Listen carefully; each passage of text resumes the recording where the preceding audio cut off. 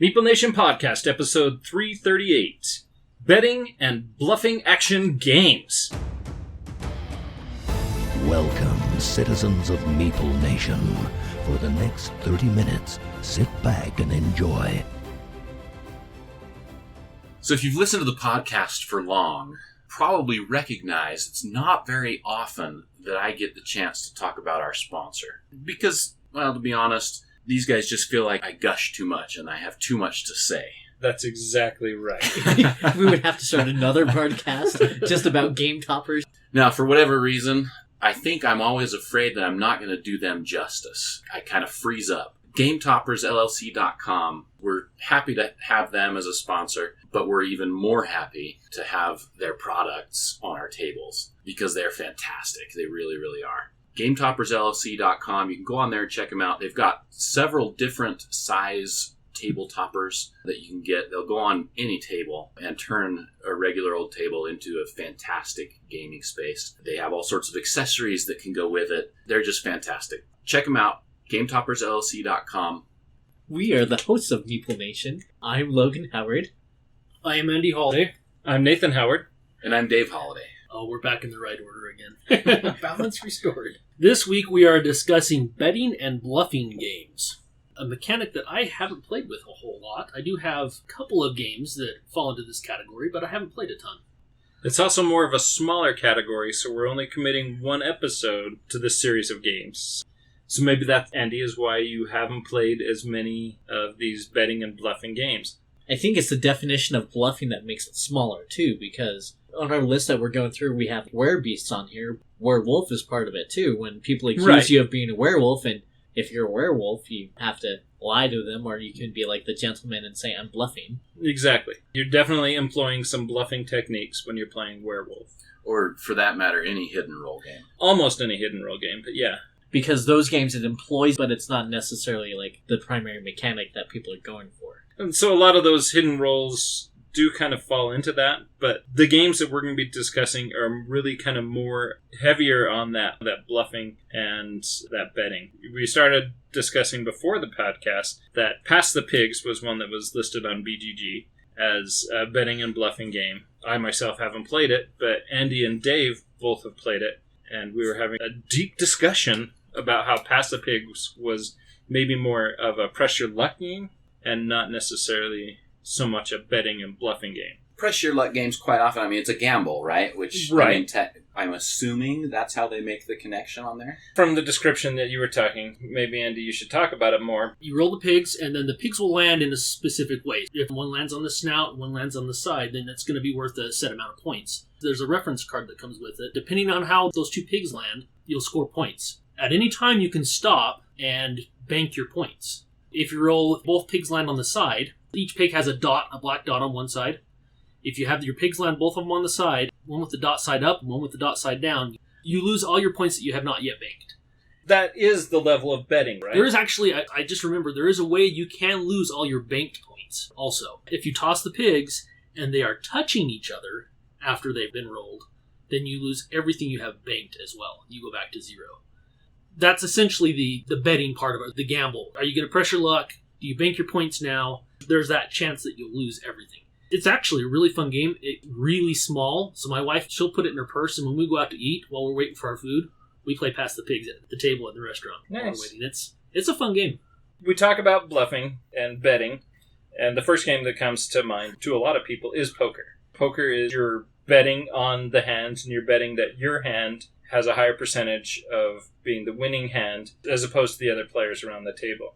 The better the player, the more aware of the statistics, the value of their hand compared to other players' hands. In my opinion, makes it more of a statistics game. If you have mastered those statistics and you have that down, you as a player have a huge advantage over someone like me. Each year at BGGCon, they have a poker tournament. It's no money, it's just for fun and for giggles. The last 2 years I've went and I played. The first year was terrible. All I did was you had the big blind and the small blind. And that was the only time I was putting chips in. Unless I had something substantial in my hand, there was no bluffing on my part. And the tables would change so quick that you never had any get a feel for the table or anybody else. The second year that I played in this tournament, playing poker in a tournament feel is a lot different than sitting at your home with your buddies. When you're in that tournament, players are shifting in and out so quickly because as other tables get eliminated, they want to condense the room. You never get a feel for the people. And at that point, the game is really more focused on if I am a better player and know the statistics, play my hand to my advantage, and then that's great.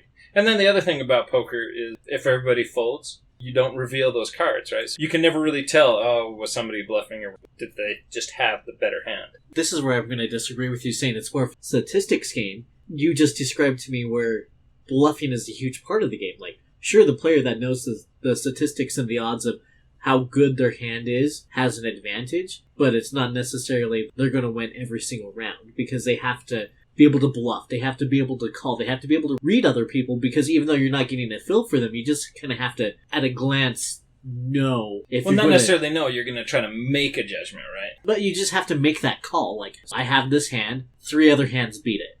Is it worth the risk going this high into this pot? Does he have those cards? I don't know. The chances are pretty slim. Actually, coming back to Nate's point with the bluffing, good player is going to know when to bluff based on those statistics. Even though I know my hand isn't good, I understand the statistics of the game, and I see the cards that are on the table, and I know that there's these hands that are possibly out there now. I'm going to bluff it as if I've got that. I think you're right, that you could do well with bluffing. However, if you try and bluff and you don't know the statistics and you bluff at a time where, based on statistics, it's not a good time to be bluffing, someone who understands the statistics is going to win that every time. I played a game where I had 3 of a kind. I was feeling really good about what I had. A pair in my hand, a third one that was out in the flop or whatever. I went all in on this. I had a really good chance. I was completely unaware of the flush there was 3 of a suit out there. So somebody have that flush and just wipe out my 3 of a kind. Because I had 3 of a kind. I think I had 2 aces. I had 2 aces, and there was an ace in the middle. So I thought, I got this. So I went all in the third round, and I was eliminated. My question is, did you say, never tell me the odds before you went all in? No. Poker is probably the pinnacle of betting and bluffing games, right? And it's been around forever in one form or another. As that mechanic has kind of rolled into more of the mainstream board gaming hobby, and we talk about Pass the Pigs and how that is in there, there's other games where that mechanic has come up. A recent one that I picked up last year, one that's called One Key. One Key is I believe you put out 12 images, not quite like Dixit art. It's art that's out there. The player, who is the clue giver, has some information that they're going to provide clues to the rest of the team, and it's a cooperative game, so they want everybody to win. They're trying to put out an image. They're going to give you some information. The clue giver is going to let them know that the image in front of them is most like the art card that they've picked, or somewhat like it, or not at all like it. There's going to be 3 rows of cards. The rest of the group is going to try to deduce and bet on which row they think the image is in. If they get it right, then they go on to the next round. The 1 row is eliminated, and then the cards are redistributed. Go through that 3 more times until the 4th round. Hopefully at that point they have deduced or have placed their bets correctly, that they have guessed the correct image. It's kind of an interesting game. Not one of my favorite games. We've only played it a couple times since having it over a year now. But it's one that's kind of interesting. I like that. You have to go over the several rounds to try to deduce, find that information. That's One Key. And the nice thing about that is it has an app, too, that kind of helps you. And I don't know if this fits, but as we're talking about this, is Obscurio? Does that fit this game type? The bluffing, as far as if you're the trader, you're trying to convince people that this image is the exit. I want to say bluffing is more straight on asking a question. Obscurio is that could be it. Maybe somebody should choose that one. I don't know. But like cockroach poker, I have all these cards in my hand, and then the goal is I pass you a card, and I tell you if it's, let's say, cockroach or a toad, and you have to tell whether or not I'm lying. So I'm like literally either telling you the truth or bluffing. It's a straight up, he's telling me something, I know it's either true or untrue. It's not just the general hit and roll. That's how I would look at it. What do you think, Andy? I think it has a bluffing element to it. I think for it to actually be a bluffing game, maybe have more the bluffing mechanic be more of a centerpiece in the game. I think there's a lot of games that have a bluffing element into it. Like I said, bluffing games aren't necessarily my forte. I think I've only played a couple of games that are full-blown bluffing games. But like you said, there's a lot of games that have a bluffing element. Any hidden roll game like we talked about, Obscurial is another good example. It has the betting as well, because you're betting on which one is the exit. And that's why, to me, it really fits this, because it's both of those things. To me, they're heavily involved. Totally trying to convince people to choose the wrong image, right? To bet on the wrong. Going along those lines, depending on who you're playing with, almost any game could be a bluffing game. I'm thinking about playing Old Maid with you as a kid, and you stick that one card up in the middle trying to make me think it's Old Maid, and that's the one next to it. Really, there's a lot of games that could be bluffing games that aren't necessarily bluffing games.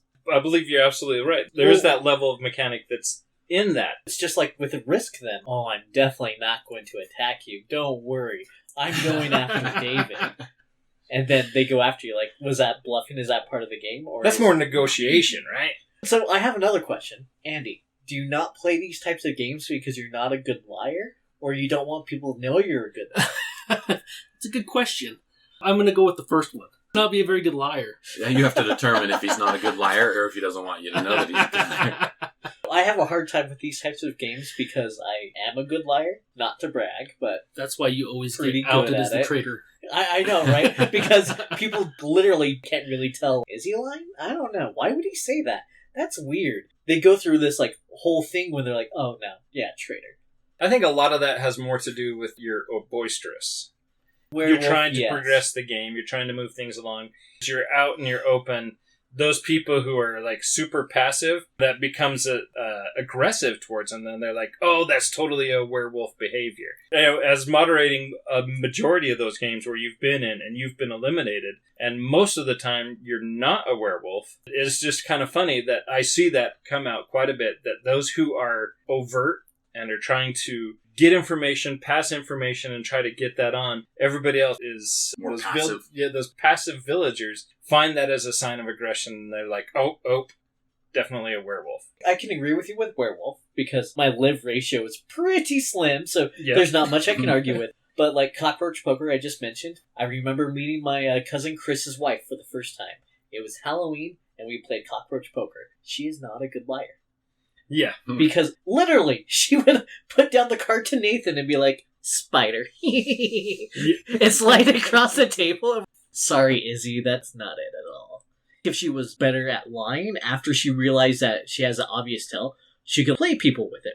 Because like in Werewolf, I have to acknowledge that when I actually am a werewolf, I can't play any differently. Because then people that pay attention will be like, Logan's acting differently. He's the werewolf. That's true. And so if Izzy knew how to manipulate that, she can give away an obvious tell and then play it to her advantage. And I remember playing Sheriff of Nottingham. Didn't play with a very good liar. Almost the exact same thing. Yeah, I have 5 apples in this bushel. Yeah. Well, that's kind of the biggest thing with a bluffing game, right? Is making sure you don't have a tell. If someone isn't a good liar, it's very difficult to win if you cannot bluff effectively. And especially if you have a tell that people recognize. Incredibly difficult to win those games. Go back to cockroach poker. I love this game. It's one of my favorite bluffing games. The premise of the game, there's 10 different bugs. You say what it is, right? Logan, you kind of already said this. But whatever it is, the person receiving that card has some options. They can look at the card. As long as they can pass that card to somebody else, they can look at that card, and then they can turn around and pass that card to somebody who hasn't seen the card. They can tell that person that it's either the same bug, or they can change their mind and say it's a different bug. That can go around, or the person has 2 options. They can either call the person's bluff and they say, no, it is not a frog. And if it's not a frog, then it goes back in front of that player. Or if they say, no, it's not a frog, and they flip it up, and it is a frog, it goes in front of me. The person who gets 3 identical bugs in front of them loses, and everybody else wins. And I love this game. But you talk about Izzy not being able to bluff on that. Ashley, my oldest daughter, she cannot bluff at all. And Logan plays on it really well. She'll pass him a card and say, this is this. And then Logan will just stare at her until she breaks down, right? And it doesn't take very long. 3 seconds in, and she's giggling. Yeah. I love that game, too. Such a great game. One strategy that makes people like that, Ashley in particular, annoyed sometimes, is Nathan will pass me the card, saying this is a spider. Without even looking at it, I'll look at Nathan for a little bit. Nathan's a good liar too, so I can't really tell with Nathan. I'll be staring at him, and then just pass it over to Ashley. No, it's not a spider. It's a fly. How do you know? And I'm like, look at it. Passed it without even looking at it, right? I think cockroach poker is by far one of my funnest bluffing betting. I think it's one of the most fun bluffing game. It's so easy. Sit down, play it. You'll figure it out. And another one, Resistance, talking about my other daughter, my youngest daughter. We used to play Resistance all the time. When my youngest daughter thought I was cool, she'd come play games with us. Resistance, you get a hidden roll at the first, and you're either a traitor or you're loyal. She was just tired of playing the game. She would see the roll, I don't want to play. Because she wanted to be a spy. Right, yeah. Played one more time, and she was just mumbling and grumbling, and then she got that card, and she's like, all right, let's do this. And everybody's like, you're a spy. You have to keep that flat line. Andy, you were alluding to, if you can't play straight-faced when you're lying, you can't play straight-faced when you're not lying. Playing Salem. The first year I took my oldest daughter to SaltCon. Played Salem 1692 at SaltCon with Ladies of Hug. By far, that was probably the most fun I've ever had playing that game. The Hug Ladies, first of all, they're a group of ladies that live in Harriman, city here in Utah, that we get together and we meet these ladies at SaltCon each year, multiple times when SaltCon was a thing. Hopefully it's a thing soon again. When conventions were a thing. Yeah, when conventions were a thing. Attacking each other, the whole level of bluffing. It was such a fun experience. That moment alone totally flipped Ashley's experience with gaming. She was kind of reluctant to go. She had to go to school for most of that morning, and then she came back, and we had this, and she just had a blast. And so I attribute so much of my daughter's love for gaming to that experience with the Hug Girls, which I'm forever grateful for, because Ashley and I have gamed quite a bit together since. And that game is you're a witch. You're either a witch or you're not a witch. And only the cool kids are witches. Yeah, but the great thing about that game, it's a hidden roll. You have rolls in front of you. You might have had a witch card in front of you at one point. That card may not be in front of you, and it might have gotten passed during the first round. But you don't stop being a witch. Once you have ever seen a witch card, you're considered a witch. You're bluffing through that whole time, trying to make sure that you're not killing your fellow witches, and you're trying to make sure that your witches survive the accusations from not witches. Ton of fun with the right people. Played it with other groups, and it's just kind of flopped and been kind of mediocre. I look forward to playing Salem 1692 with the Hug Girls every year. While you were talking about that, it reminded me of Call of Cthulhu at SaltCon as well. Don't mess with Cthulhu. Don't mess with Cthulhu.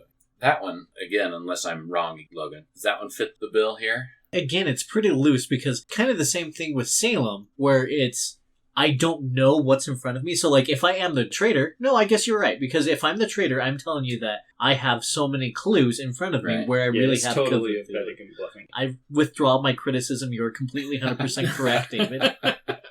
It's the same thing with Time Bomb, where I'm trying to convince everybody that I'm on the good team. I'm a cultist or a terrorist in Time Bomb.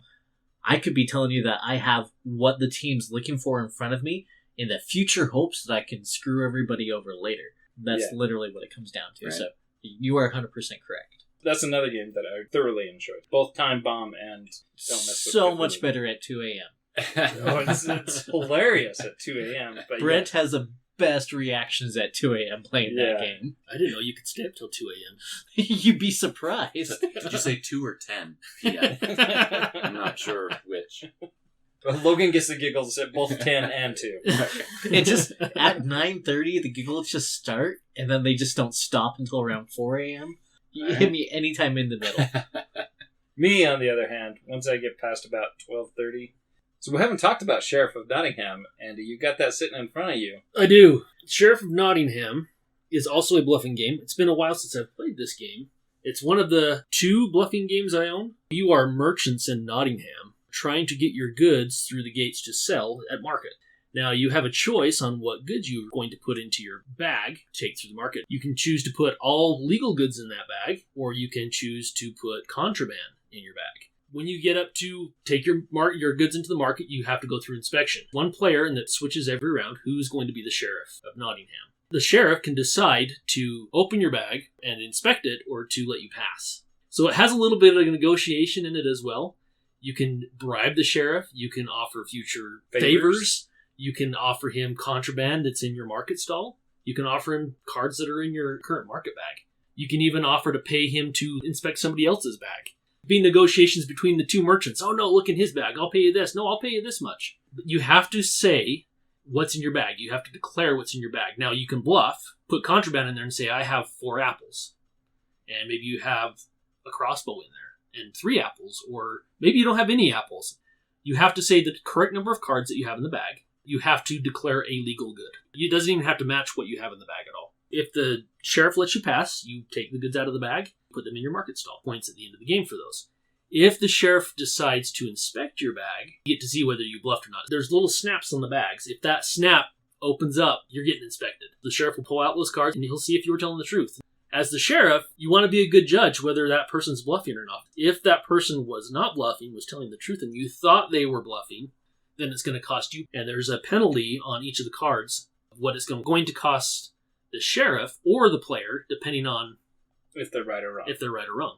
If you're correct, you get caught, then you have to pay the penalty. Whereas if the sheriff's wrong, he has to pay you. You can make a lot of money being the sheriff if you're good at judging whether somebody's lying to you or not. But once again, it can cost you big time.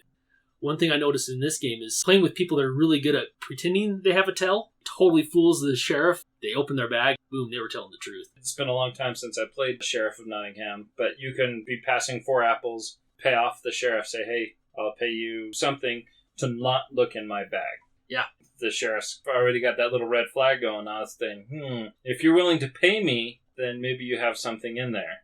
Or if you're the player that's like, okay, I'm not going to say anything, and if he checks my bag, he checks my bag. You could have 2 things of contraband in there. Correct me if I'm wrong. Can the sheriff only inspect one bag? Or they could inspect everyone's bag, right? You can inspect any number of bags. You just decide which order you want to inspect bags. You have free reign as the sheriff. You can inspect none of them, all of them, or any number in between. Like Logan said, it can backfire on you. Totally could. Or you could make a gob of money. Everybody decides that they're trying to ship contraband, and you catch all of them. Yeah, you can make some good money on that. That's a game I haven't played in a long time. I owned it for a little while, and I culled it because we never played it. We played it once. We played it just the one time. Played with people that were giggling as they put down 4 apples.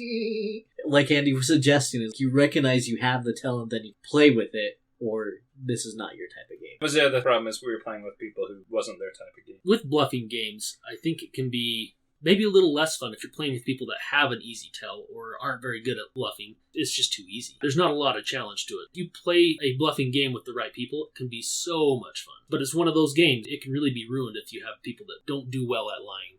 It's a betting game, because we've been talking about a lot of bluffing games, betting games that are out there as well. One that I've had for a long time, but only because we were talking about this mechanic did I pull it off the shelf, bring it to the table, and I've played it 4 times now because I really think this game is a ton of fun. And that's Camel Up. Camel Up it's a camel racing game. Throughout the game, there are several legs. As players, you're betting on which camel is going to be the winning camel of that leg. You're going to also bet on which camel is going to be the overall winner of the race. As you go through those legs, that winner ebb and flows. There's also 2 camels that they call the crazy camels that are going the opposite direction. They call this Camel Up because if camels are ever in the same location, you will stack newly arriving camels on top of existing camels. You'll have this tower of camels. In that tower, if any of those colors move, that color of camel will move, and any camels that are on top of that will move with that camel. Those crazy camels come back and they intercept the camel that's on the lead, pick up that camel, and they start taking it backwards. Disrupts the whole game. It's a game that I've decided I really, really enjoy. I enjoyed the game too. We played it somewhat recently over here. It was one that I was not super looking forward to. It didn't seem like it was going to be one that I enjoyed. Which is why it sat on the shelf forever. But I really did. I enjoyed it. In fact, I went home and told my wife about it. It's one that I want to borrow and have her play it. I think it's one that she'll actually want to go out and buy after. I actually got it on a discount shelf at the game store. It was like $10. It reminded me as why I don't go to Vegas. You think you got it, and all of a sudden, wait, that guy came in last. Came in last place, yeah. I was totally off. 100% off. Rookie mistake. You don't go to Vegas for gambling. You go to Vegas for shows. The outcome would be identical. That was a betting game that I thoroughly thoroughly enjoy It it. was a lot of fun. I enjoyed it. I did terrible. Well, But we I all did- did terrible. Yeah, I think every one of us was... No, Logan and I actually did pretty well, I thought. Oh, that's right. Dave had a ton of money sitting over Oh, there. I was I- hurting for money the entire time. I did not win. I mean, like, I did okay, but I did not. And it's because as you go through, you have to take the action of advancing the race or betting on where people are going to come out in the race. Every single time, like, well, I want to advance the race, but everybody's betting on purple to finish first. If I don't jump on that and agree with everybody, I'm just going to be out points if purple wins. And so it's like a conundrum of what to do on your turn. This game actually is a race. You actually are trying to get it done, but you're trying to get it done in the right order. At the end of the game, you're betting on who is going to be the overall winner and who's going to be the overall loser.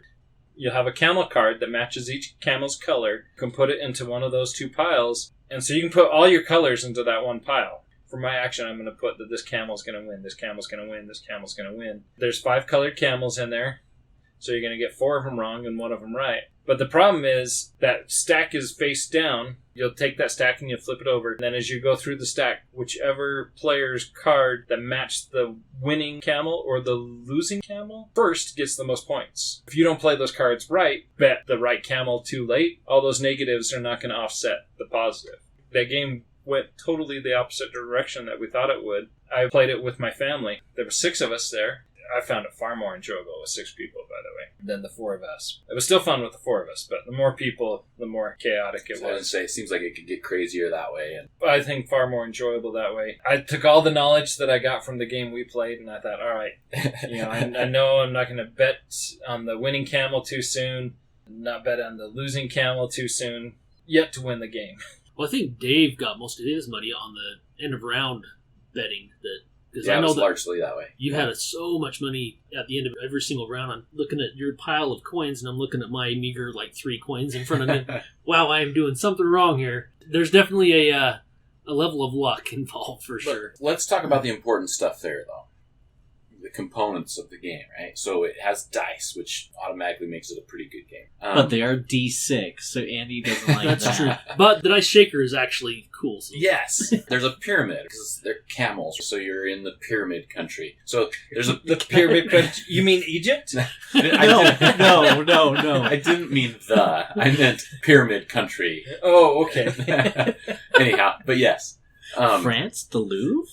So there's We're this. talking Vegas, right? Right? Luxor in Vegas? Is it the Luxor? I It don't is. know. He's just bluffing you now. He knows it is.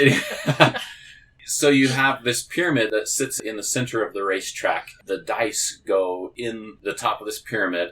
When you take the action to advance the race, you pick up a little ticket that says that you're doing that. It's a cardboard piece, and that's worth a couple of coins or whatever at the end of the round. 1 coin. 1 coin at the end of the round. But if you're me, you do it a couple of times every round. So anyway, you pick up the pyramid, turn it upside down, give it a good shake, and then there's a little button on it that allows a die to fall out. That's how you roll the dice. It was cool. You know how I am with my cool components. I like them. There's 6 dice that go in the pyramid, and you're only going to play until 5 of those dice have come out. Each leg of the race. Yeah, right? each leg. 1 die is not going to come out. 1 camel is not going to move that round, unless it's on the back of another camel. And the crazy camels, there's one that's black and one that's white, and that die is a gray die that half the faces are black, half the faces are white. That camel's going to... Which is cool. I mean, it's a super simple way of making it so that the crazy camels, statistically speaking, are not going to move as often as the other camels do. Super simple, but super smart at the same time for the mechanic of their game. I really enjoyed it. Looking forward to playing it more times. So the list on BBG is not very big. A lot of these games I've actually found that I've really enjoyed. Definitely think it's a mechanic that people should check out. Nathan gives a thumbs up to Camel Up. I give a thumbs up to Cockroach Poker. Andy loves Sheriff Nottingham. It's a fun game. It's not my And favorite he's bluffing! game. A lot of this mechanic goes hand in hand with hidden rolls, which I do really enjoy. Several of these games that we've talked about, high on my list of enjoyable games, because I'm more fun than Andy. That's true. Wait, which one of you is bluffing? It's me. Until next time. We'll see you at the ticket counter, cashing in those bluffing tickets. Hopefully you won. That was dumb. That was really dumb. That was dumb. We'll see you, or was he bluffing? We'll see you in Vegas. Yeah, we definitely won't see Andy in Vegas. No, he won't see me in Vegas. We'll see you at the game table.